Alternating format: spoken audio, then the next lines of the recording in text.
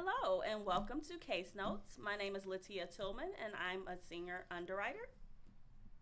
Hi, my name is Anastasia Jagerman. Hi, I'm Larry Demsher, and I'm also a senior underwriter here at Optimum Academy. Today's case, we have a 39-year-old female applying for $300,000. Her occupation is an IT specialist. Her income is $40,000, and the beneficiary is her spouse. Her height and weight is 5 foot 280 pounds.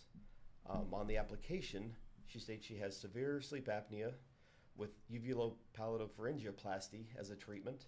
There are no other treatment or details. She does have a remote history of anxiety.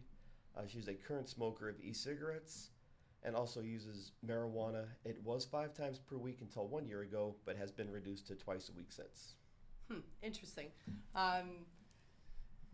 So when we look at a case like this, when you talk about marijuana, and I mean, you know, it's one of my favorite topics, obviously, but marijuana with obstructive sleep apnea, and someone who's maybe considered a little bit overweight and is on severe obstructive sleep apnea. So what's your go-to? What's your biggest concern in this file, really? Like if you were to pick one? I think my biggest concern at this point is the fact that she has severe sleep apnea, just treated with the UPPP and no other information. We don't have an APS obtained to verify the efficacy of the treatment.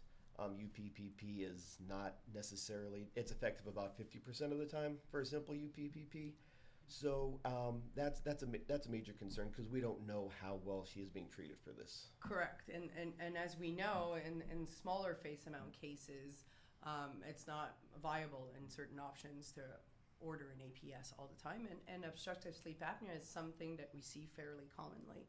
So your go-to would be to really tackle the obstructive sleep apnea and wonder if it's, moderately to severely controlled. But I think that, Latia, if you see some favorable or unfavorable factors in this case. Most certainly. Okay. So the favorable here is that we can apply credits to the build. Okay. So that is a favorable. That's good.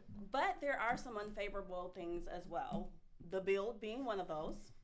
Also, as already stated, the OSA is severe and UPPP is the only treatment. And as Larry stated, we really don't have anything beyond that. No follow-up sleep study, no additional information. Also, another unfavorable is that we don't have an APS for the post-treatment details, as I stated, or the effectiveness of the UPPP. So we don't even know how effective it has been. And then also to add the caveat in there also about the smoking.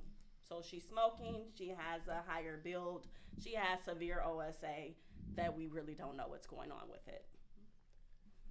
Good point. So we would, when we wrap up a case like this, so we would say what would you say? It's moderately substandard? Moderately substandard. I mean, we do have maybe some minor credits for the build, but as Latia noted, we could use some credits for that. Mm-hmm. Probably add maybe a table or two for the smoking. It is e-cigarettes, not traditional cigarettes, but still that's still an irritant. Anything that you would inhale with obstructive sleep apnea would be an so irritant. Overall, I'd say moderately substandard on this client. Definitely agree. All right, I agree also. Thank you for joining us.